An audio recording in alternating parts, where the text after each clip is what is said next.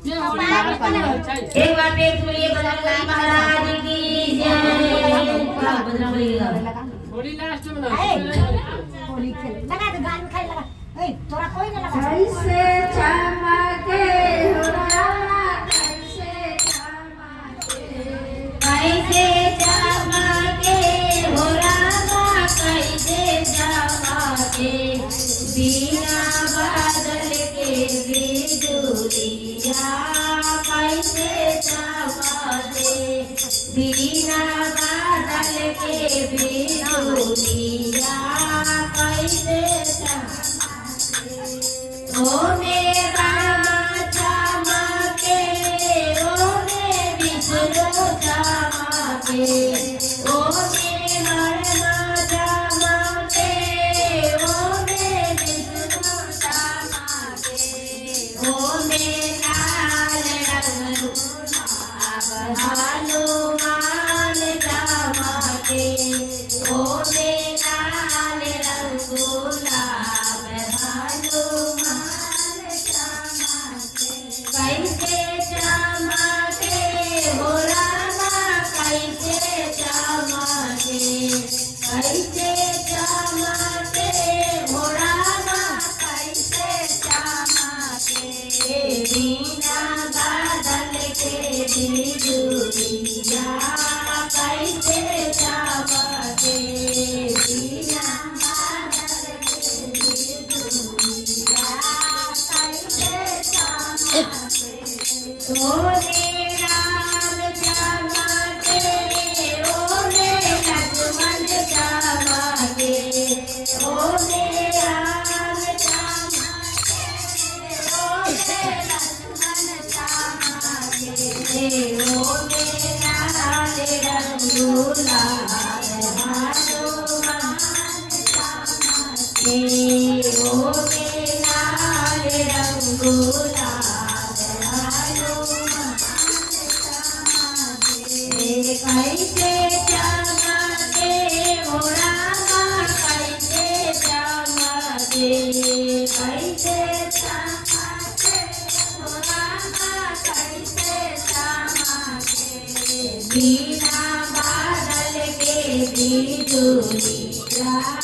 कैसे चमके बिना बादल के बिजुलिया ओ मेरे कृष्णा चमके ओ मेरा राधे चमके ओ मेरे कृष्णा चमके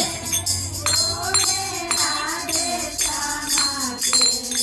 ओ मेरा रंगूला हनुमान चमके ओ मेरा रंगूला कैसे चमके हो रामा कैसे चमके कैसे चमके हो रामा कैसे चमके बिना बादल के बिजुलिया कैसे चमके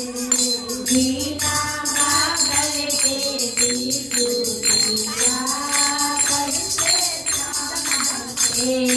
ओ मेरा चमके ओ मेरा चमके ओ मेरा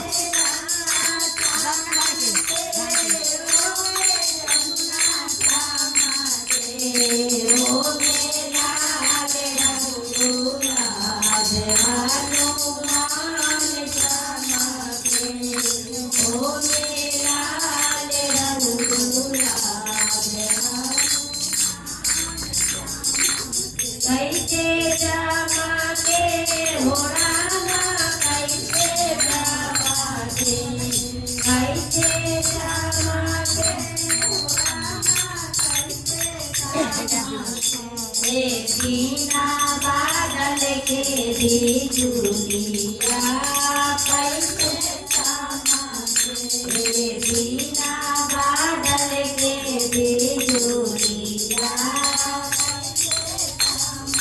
ओमे शंकर चमके ओमे नारद चमके ओमे शंकर चमके ओमे नारद चमके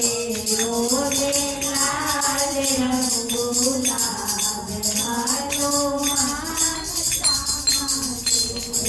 ओमे लाल रंग गुलाब हनुमान एक बार प्रेम से बोलिए पवन पुत्र हनुमान की जय रामभक्त हनुमान की जय पवन पुत्र हनुमान की जय हर